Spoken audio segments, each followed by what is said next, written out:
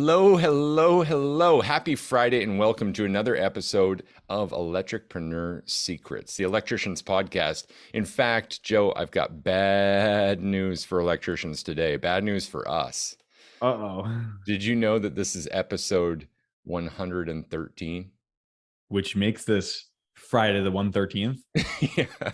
Is that a bad omen? I'm not even sure. I don't know. I mean, it's 100 times worse than a Friday the 13th, technically. Hey, if we were going to fuck an episode up, it's this one. Let's go for it. I think Full send. I did it already. Anyways, No, we're here. technically. Well, swearing so early, that wasn't really the power moment. All right, go for it. Technically, we're here to help you master sales, simplify pricing, and deliver premium level electrical service. Here's the catch today. We're dicking around a little bit here. We had some jokes. In fact, I am your host, Clay Newmeyer, also known as Chad Newmeyer. And there's some jokes about that. Just before the show, actually, I asked Joe, "Are you not entertained?" And we came up with, what was that? Chatimus Maximus. Yep. So the quote is, "Are you not entertained?" And it's Maximus Decimus Meridius. But we changed it to the Maximus Chatimus Meridius. Right. I don't want to make this about me. We've got some important stuff. But going from the pleasant peasant to now Chad, where did I come up with last night? The blizzard. The blizzard bringer. It turns out Chad's like my angry alter ego. Mm-hmm. And Chad's showing up today because guess what? We got to talk about something. Dirty words for electricians, really. Dead electricians use. That's true. And our trade is primarily, I think, one of the worst when it comes to swearing. I mean, we're good examples of that, but there are actual words that you're saying that you don't realize that you're saying that are driving your clients from you. And in some situations, turning your employees against you too. Mm-hmm. Absolutely. So I just want to go ahead and take this stance right here, right now, and also say that we did get rid of all the fancy shit. This isn't planned. We're literally going to rapid fire some terms here today and talk through some things that are going to be difficult. Might cause you to pull the mirror a little bit and really evaluate, what am I saying? Does language have power? Is it impacting my future? Important stuff. Do you have an example on mind right now, Joe, that you want to get us started with? Yes. Okay. So I hate weak words. Not that I have something specifically against weakness. Like, that's not what I'm trying to imply, but there are some words that carry strength and communicate confidence and value. And there's other words that make your knees wiggle. And you're like, it just doesn't feel like a good word. Some of those words are one that do not associate you getting the job done in a way of confidence. Example? So I'm going to say, yes, I'm going to use two different examples. All right. One would be, we might be able to get this done, or we're probably going to be able to get it done by this date. Probably. Or even better, when you have your customer that comes by and says, "Yeah, we'd probably make a decision." Now, we hear things with blinders, unfortunately. And that's what I'm trying to bring some value to you guys today. When you put your mind in a filter, you'll hear, "Oh, they're probably going to make a decision." And you start nodding. You're like, "Yeah, well, that sounds good."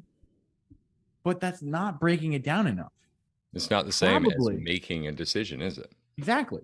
Because if I had the right price with the right amount of service delivered to the right people, why would you only probably make a decision? If I had what you were looking for, why would it only be probably? If you don't like what I have to say, why not just tell me no? And if you like what I have to say, why not tell me yes? Yep.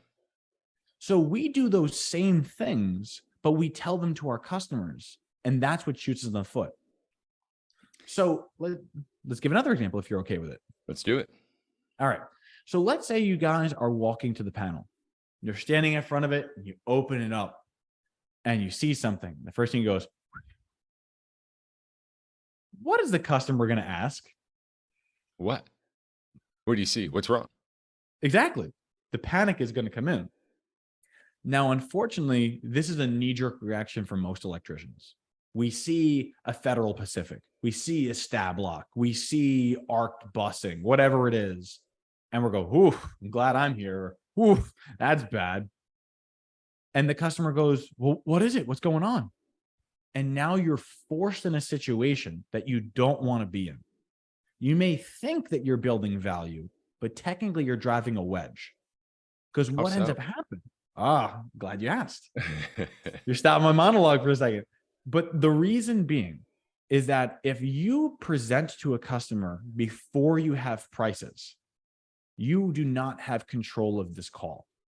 Now, let me explain what I mean by that.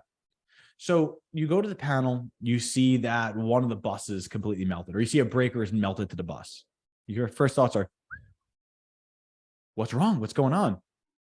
Now you have a choice to make. Do you then tell the customer that there is a problem that they didn't call you to solve?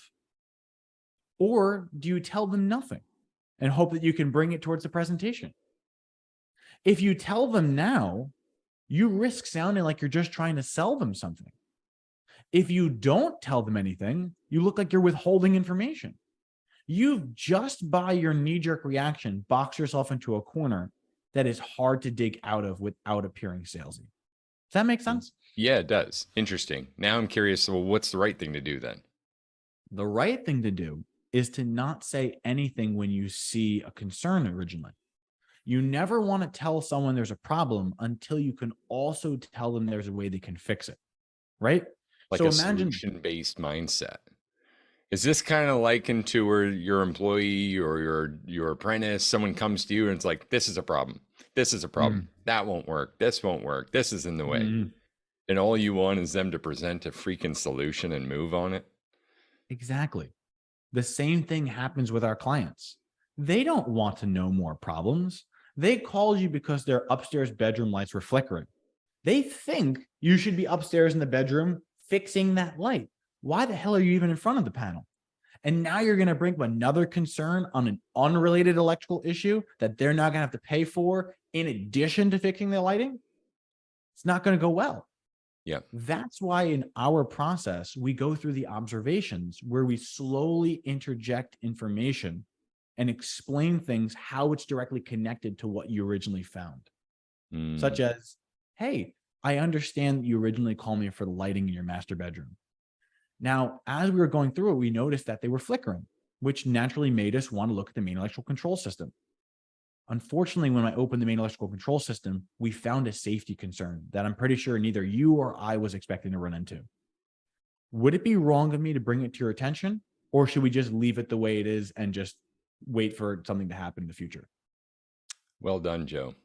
You know what? I don't know if you hear this often, but you're kind of smart. Oh, wait, I Well, used thank one of you. those words, kinda. No, you're smart, buddy. All right. I was going to Thank you say, for I that. was going You to know call you on what? the kind of. There's another piece I want to actually tag in there, and it's this this primacy effect. Mhm. Primacy effect being, okay, well, the first thing we hear, the first thing that really grabs our attention tends to stick in our minds. If you really think about what that does, when you rattle a customer with a safety concern early on, Mhm. what are the chances they can get over that and just trust you to have their best solutions in mind? They're You thinking should about it not the trust whole them at time. all. So you're Mhm. talking, they're hearing Charlie Brown's teacher, wah, wah, wah, wah, wah, wah, wah, wah, wah, and they're still picturing that burnt bus. They're still Mhm. picturing or listening or hearing and thinking and contemplating and hoping. And that alone, as counterintuitive as it can seem, could lead to this exact moment. I think we're going to entertain other quotes as well. Mhm. And you know what? It's actually even worse than that. And I can explain how it completely nosedives in around 30 seconds. All right, hit it. So what ends up happening is, let's say we go back to that exact moment. We're in front of the panel. We go, what's going on here? The customer asks, and we don't, or even worse, we start to explain, yeah, I'm noticing you've got some burning in your main bus, but we'll talk about that later. I know you didn't call me for that. What they're going to do, I'm even looking for my phone now. You're going to walk to the van, or you're going to walk to another room, and they're going to go to the great Google and they're going to say, how much should it cost to change my panel? They come up with a number of $1,500.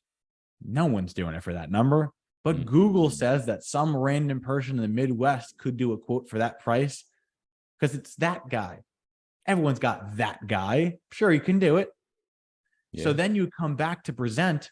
They're already expecting you to tell them to change the panel, but they're expecting you to do it for a sixth of what you should do it for.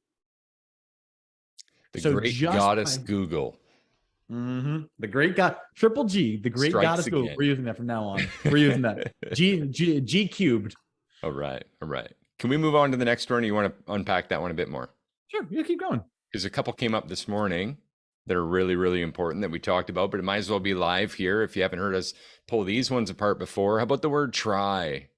Oh, How about try. if someone working for you says, you give them instruction and they say, yeah, I could try to get that done today. What does that imply?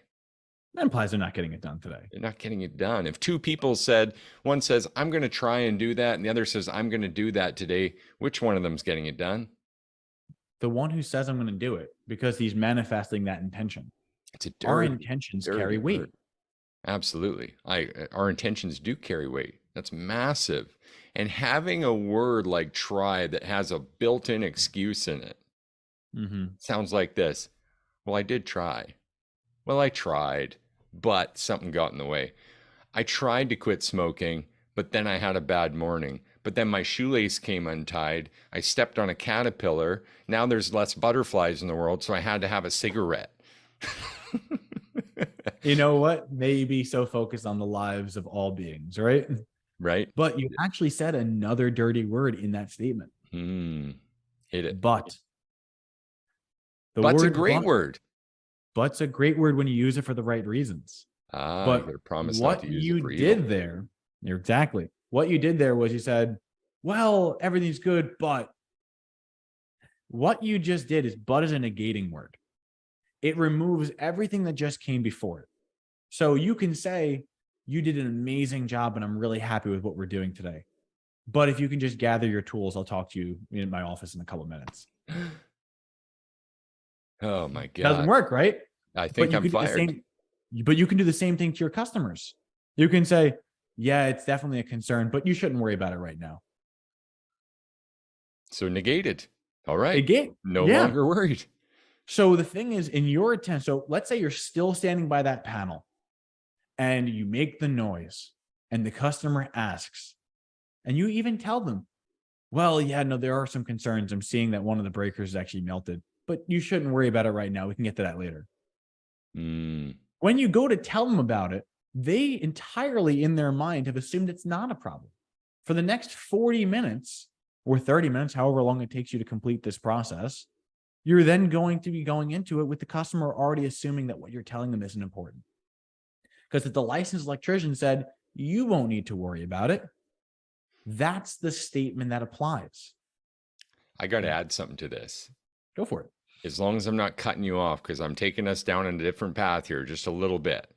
I'll follow where you're going. Go for it. What if an electrician was out there today about to present options or did present options, starting with the top option, hoorah, good job, but then used that big B word and said, I could see how you would maybe want a lesser, but maybe you don't need, but I want to show you this option because... Yes. Could people be excusing the top option without even giving the customer the choice, actually, just by inserting a but word? You know, that actually happened to me once. Holy fucking butts, Joe. So let me tell you the situation. So we had a scenario where we were trying to get it was a water filtration system for my home, right? And we called Culligan and they came by, and this person introduced herself as, I am the #1 Culligan salesperson in the East Coast, which naturally means you're full of shit. No, you're not. But the funny thing is she started showing different options. And I'm like, hey, I'm going to see options. I'm proud. Like the very first thing was she had 3 choices. She said, well, I made a top option, but I'm certain you're not even going to want it. It's dumb. You're not going to like that. But I'll tell you, exactly. And I literally was like, why would you? I even asked, I was like, why would you show it to me then? Don't paint me with that brush. Well, the thing was, she said, because my thought was like, oh, maybe she's trying to do this to, get the scarcity mindset. And she's like, well, no, the office just makes us do it. And now I was like, oh, okay. Yeah, now I definitely don't want to see it. Yeah, that's bad. But the fact was, she said, but you're probably not going to want to see it. Probably not what you want. The reality is that could be happening to so many, even by accident. Just organically, intuitively, because I know there's a lot of people out there kind of armed with this weapon of having options and having their pricing kind of figured out. But if you don't believe in it, if you yourself won't buy your top option, how the hell would they? And so that but might even be just so subtle and so Mhm. insignificant in your mind. But Mm. in this case, Joe, I'd have to agree. I would say it's absolutely decimating to your chances of selling that top option. Now, if you don't mind me changing it, I thought of another word that we can avoid. Let's go. The word if. If. Now think about it. Let's say the customer wants to know, doesn't matter anything. It could be like, hey, what are we planning on doing today? Well, if we can get that wall opened up in time, we probably can get this done. Hmm. Does that communicate confidence? No, not We entirely. might be able to get that done in time. We Communicates might be able to do uncertainty. that if we can get the material in time. Does that seem like that contractor's in control of the situation? No, no, seems like uncertainty for sure. True. And it might be, you know what? That person just might be trying to be more honest by saying, well, I may not have everything figured out. It's all dependent on the material. But the customer doesn't see it that way. They don't see you and your material. They see you. You're the guy. I signed under your name. I gave you money. This is now your project. If the material's not here, that's your fucking problem. That's not my problem. I paid you. So don't Yeah. tell me if, tell me when we get the material. Yeah. Oh, I like that one. Here's another one. We're going rapid fire now. Busy. Busy's another one we talked about a little Oh, earlier. Here's the yep. problem with busy. Busy doesn't mean productive. In fact, in your business, guys, if you've got a team working with you, or maybe this is the mirror you're holding up to self-reflect for a moment, if you're in that headspace of, God, I'm so busy right now. Everything's Mhm. just flying by. I'm in the fire. It's a dumpster fire. I'm so busy. Or your staff are so busy. I really, really want to encourage you to stop them for a moment and go, okay, what's going on? What are Mhm. you doing? Because most people who are busy are trying to multitask on a dozen plus things and they're going nowhere fast. They're not actually making productive progress in any direction. Mhm. They're just touching everything and fucking it all up, Joe. They're so Can I busy. drop a quote in here? Yeah, please. For anyone who watches Parks and Rec, Ron Swanson for the win. Don't half-ass two things, whole-ass one thing. There we go. Don't half ass two things, whole ass one thing. And that one thing will get done. The man who chases two rabbits catches none. We're not Mhm. actually great multitaskers. And if you find yourself using that busy word, chances are you're letting time burn. Chances are we're not being totally effective. So you might want to check that one. Mhm. Here's another one that came up this week, more of a phrase, a term. You Mhm. dissect this a bit. Common sense. Interesting. Common sense. We have to spend a bit of time on this one because it's really damaging. Mhm. Common sense, guys, is a term that the old boys club made up probably in their 50s and 60s when they realized it was too late to build processes around the things that they needed done correctly. Mhm. Common sense might have lived out in the country when everyone was riding horses to get down to the general store. When Mhm. everyone was having a very similar experience, common sense might apply. But I'm telling you right now that I could go launch a boat in the lake today and call that common sense because I live by the lake.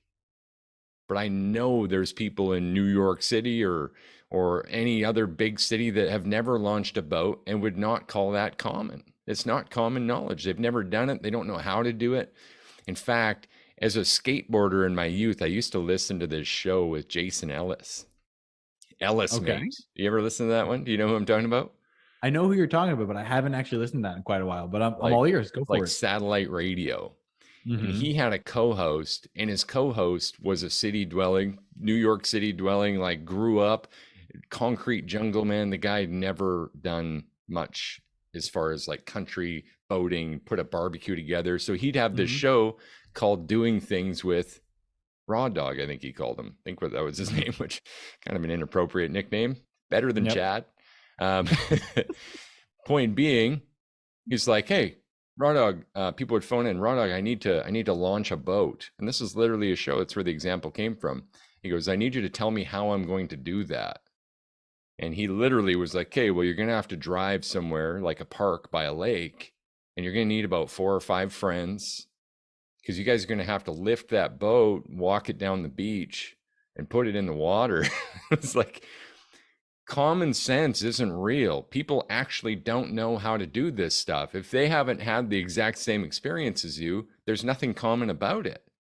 In Mm-hmm. fact, even using the term, getting frustrated with people not understanding the picture that's in your mind is defeating for both them and you. It's driving a wedge in your relationship because they don't know what you're thinking. The Mm-hmm. only way to truly communicate is to actually, yes, draw it down, to have a process, to know and have done and have experienced, and now be able to reflect on a process specifically and say, that's how we do things here. Can you agree? Do you understand? Do you have any Mm-hmm. questions, comments, or concerns? Do you have any improvements to that process? Now it's common. What do you Mm-hmm. think about this, Joe? Does that make sense? It actually really reminded me of a situation that I experienced with in college that I'm actually reflecting on now that I never really looked at before because you inspired me to do so. Now, I'm speaking from the perspective of a young, dumb college student, right? So Yeah. please, this is not Joe now, this is Joe then. So, anyone who's in college, when you're looking for extracurricular activity time, you're usually out doing it somewhere you're not supposed to be. The woods, for example, right? Yep. I decided to go for a walk with some friends. My friends were from the city. We went to school up north in Delhi. So while wandering through the woods, one of my city friends started freaking out. Didn't know what it was. He started freaking out, really concerned. And I remember looking at him and be like, well, what's wrong? What's going on? He's like, this rat, this weird looking rat climbed a tree. And I'm like, a weird rat climbed a tree. And he's like, I've never seen anything like this before in my life. I must be tripping. Something's going wrong. I'm like, what are you talking about? He saw a chipmunk. Never He seen a had chipmunk never before. seen a chipmunk before. He had never Wow. left the city ever. He had never left the boroughs and he had never seen a chipmunk. And when he saw that chipmunk, I'm sitting there like, I grew up in a rural area. I've Hmm. seen all sorts of animals. So to me, I was like, what is wrong with you, dude? It's a chipmunk. Yeah. But that situation would have been, for me, common sense was identifying woodland animals. Why would someone who never spent a moment in the woods have the same level of understanding to it that I would have? It'd be impossible, right? Yeah, man. It's tough. If they haven't been exposed to it, they don't know. And Here's I how just this feel like, saves you in your business, though. mhm, Again, by not using that terminology, because what happens when you say common sense? Well, it's just common sense, guys. It's actually really demeaning when you do that because mhm, what it does is create an equality gap. So they're realizing each time you say that, that they're less and less than you and your expectations of them. mhm, Like, how would that make you feel? How is someone going to rise up and perform their best when they feel like a certain letdown to you because they don't understand how you think and how you want them to act? They literally mhm, don't understand. It makes them feel foreign instead of connection. Like if we took Maslow's hierarchy of needs, right? Physiological, security, and safety, and then connection. The first thing it does is remove connection, and then if it continues, it's going to remove their safety and security there. They're going to start to feel itchy about even their employment with you. That mhm, might be the catalyst to them going somewhere else where they can be understood and they can understand. It's a mhm. massive impact. Yeah. Actually, another fun common sense moment. I remember I had an apprentice once who we got so mad because he was taking MC and he was stapling it on top. We're supposed to staple it on top of the rafters in a ceiling, right? Yep. But he said, well, I couldn't find the staples, so I got screws. And he was putting screws through the roof, through the shingles. They were screws. Oh boy. And it was one of those things where you're like, well, common sense would say, what are you doing? But he didn't know framing. He was a young kid. Yeah. He didn't think I'm going through the roof shingles. He just thinks I'm screwing it into the wood. So That's there's crazy. times you're right. It's crazy. So as like a test to that one, it could be as Mhm. simple as saying this. If I'm feeling the knee jerk to say that something is common sense and that there's a gap between what I expected and what they're doing, is just identifying the gap and asking, well, how have I trained them to do this? Mm. Self-reflection moment. If we don't give ourselves power over this, if we don't take accountability and responsibility for it, rather, there is no power over it. So by pulling the mirror out and saying, how have I trained them to do this so that it can be common knowledge, so that we can all be on the same page, literally, right? And the reason that we would put that training into a process on paper is because not everyone leads with auditory sense. We've all got five senses, but we don't all lead with the same ones. In fact, nonverbal cues and some of the stuff we've talked about on some of these episodes, Joe, Mhm. right? Like if someone's looking up and to the left, let's say, Mhm. how are they thinking? What's their reference system? So if you're looking up and to the left, usually it means that you're visualizing something in your head and you're saying, like, he's looking at an image and he's Hmm. trying to extrapolate from that image. Exactly. Huge bonus points to you, Joe. So now if we think about, okay, well, if all I've done is explain something verbally to that person that leads with visual, isn't there a gap? Mm-hmm. Didn't we Because actually you're, set them up to fail? and I've experienced this a lot in my life because I am a visual learner. Like the way my brain works is I project an image in my brain and I can see it from 3 dimensions. So every time I'm usually having conversations, you'll often see me looking away and looking up. But if you were to just tell me something or ask me to focus on it, it doesn't really absorb because I have to visualize it. So some people might say I don't have common sense when really it's no, I'm just learning things different because I'm neurologically wired different. Why Yeah. should I expect the same thing to work?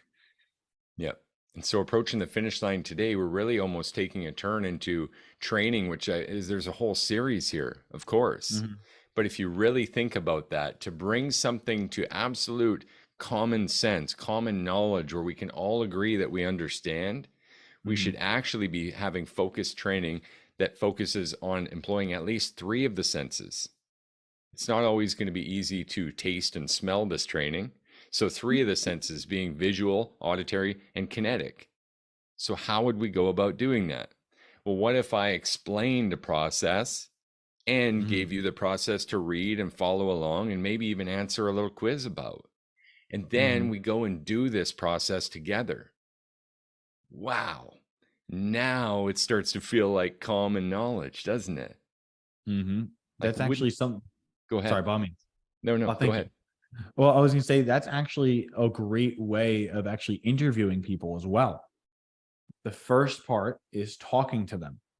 The second part is giving them actual interview questions, but having the questions both be visual. Like what we would do is we would test someone on their electrical knowledge. We would have a picture of an outside electrical service, a meter, the riser, the weatherhead, and it'd be a picture. And then there'd be lines to each one, and you would fill in the lines. So Mm, it'd be like you can physically see it, you could hear what we're describing, and you could read what it is. I love that. As you were saying that, Joe, a good question just came to mind. I got to get your opinion on this. Go for it. Sometimes we swear for impact. And since we're on the dirty, dirty, dirty words episode, it only seems fitting that Mm, I would ask this question. Is it ever appropriate to use a curse word, profanity, for impact with a client? yes. And let me explain why. Now, this isn't for everyone.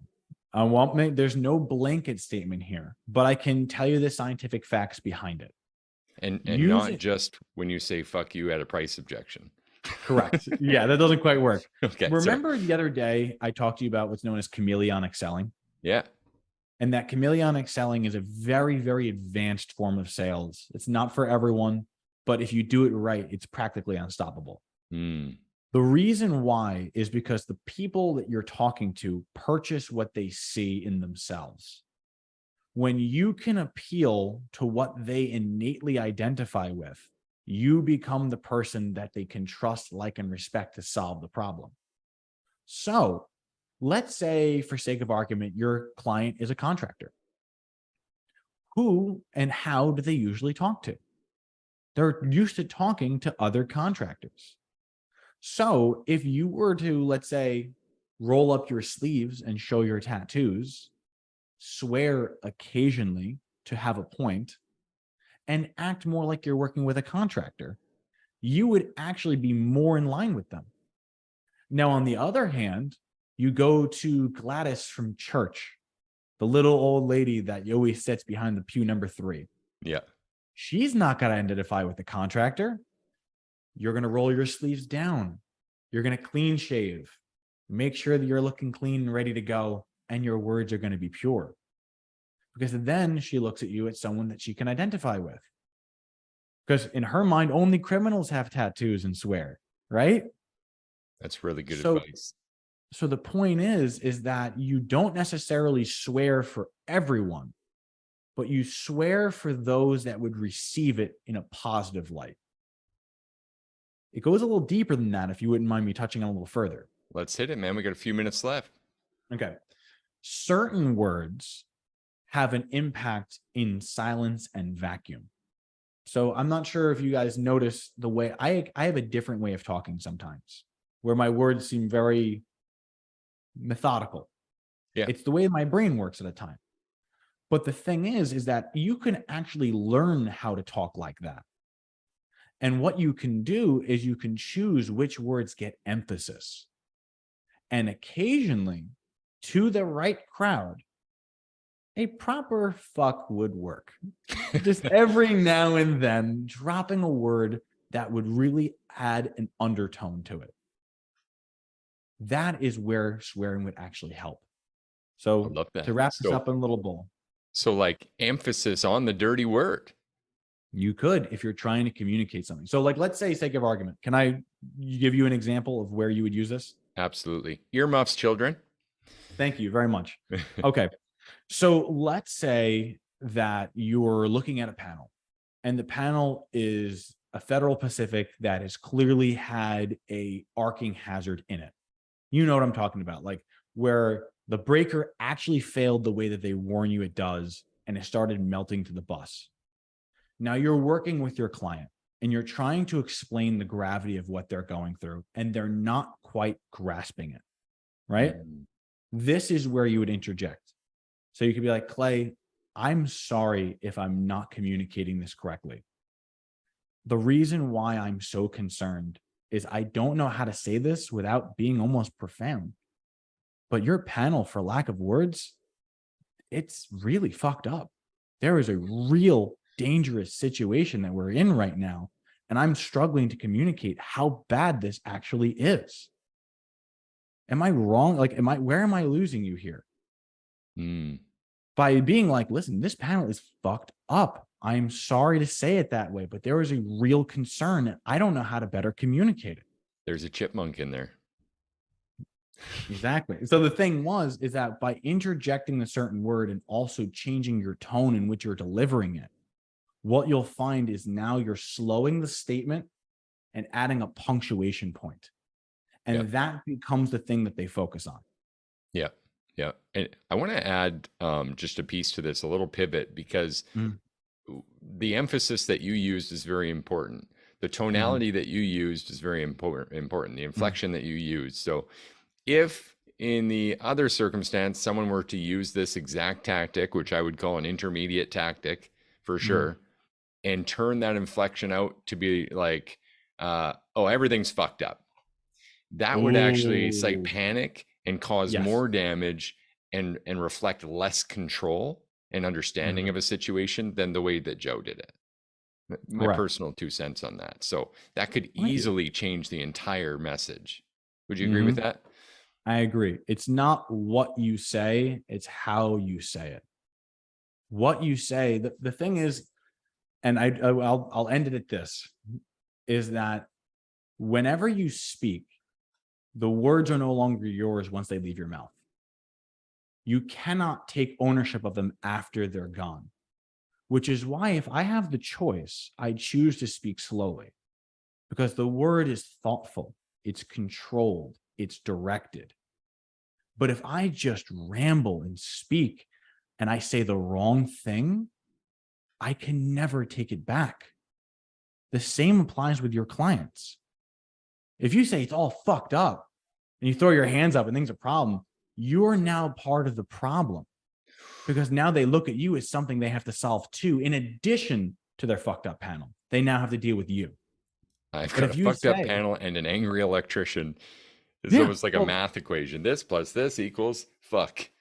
yeah, it's a, well, technically, I mean, most electricians are angry. So technically any problem plus angry electrician usually leads to solution, but I get your point, right? Absolutely. Man, that was the mic drop moment. So I don't want to push this any further. We got to get a couple action items out, but I think if that wasn't a part of it, what is? In fact, how did you even tie that in? Can we just repeat that phrase? Once words leave your mouth, you no Sure. longer own them. Was that it, Joe? Correct. Yeah. So the concept is this: imagine your words as physical, tangible things, right? I've always been taught that a word can be an arrow or a word can be a gift. I can either weaken someone from them or I can build them up. Hmm. I don't get to control what it does to someone else, but I can control my intention and why I say it. So if I have the action, my logic is always, once it leaves your mouth, it is no longer yours. Someone could repeat it, someone could say it, someone could take a video and resend it somewhere else.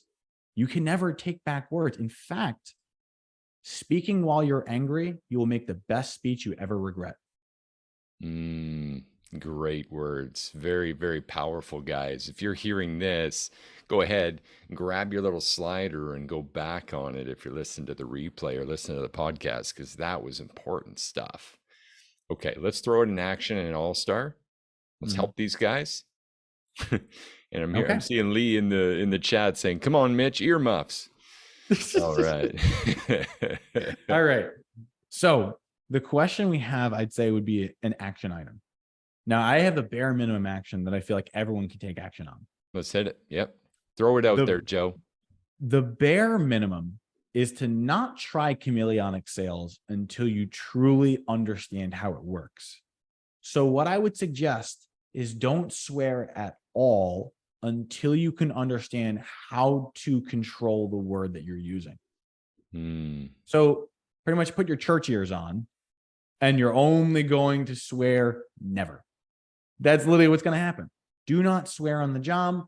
Do not swear in front of your clients. Not that the words are bad, but they're bad if you don't know how to use them. Yeah, that's a good one. For an all-star, here's what I'm going to throw out.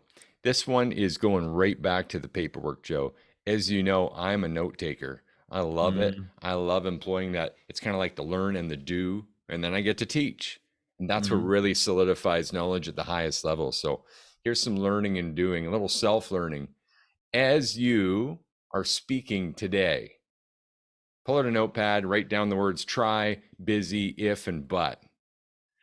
I want you to tally up the times that you find yourself using those words. Special attention to the but word in positive or negative intentions, because it's a powerful word. Same with Mm-hmm. try. Of course, it's good to try things, but if we know what we're supposed to be doing, trying is a bad word. So, in those contexts, in the negative concepts of these words, please make tallies. Start to keep track for a day and see how many times you're using that.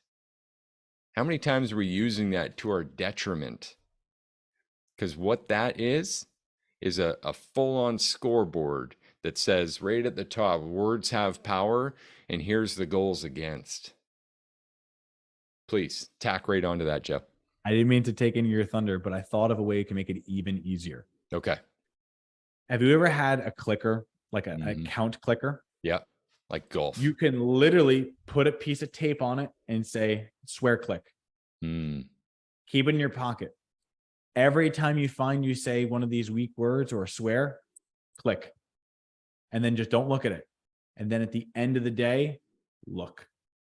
And realize you probably only caught a third of the words, because most of them are unconsciously said. Huge, huge, huge for you, your business, and your future, guys. I know that might seem small, but This episode's really, really powerful. Words have power. Intention and words have power. And don't forget, the moment it leaves your mouth or your two thumbs, they're no longer yours, is what I'm trying to say. Guys, thank you for joining us on Friday, the 113th episode. We were a little afraid this one might come out pure garbage, but it worked out, I'd say. As long as I can get off this thing without a scratch, we'll be all right. So thank you for joining us again on Electricpreneur Secrets, the Electricians podcast, where we're helping you master sales, simplify pricing, and deliver premium level service. I am Clay Newmeyer. This is my esteemed co-host, Joseph the Salesbot Lucani, and I cannot wait to see you guys again next week. Take care. Cheers.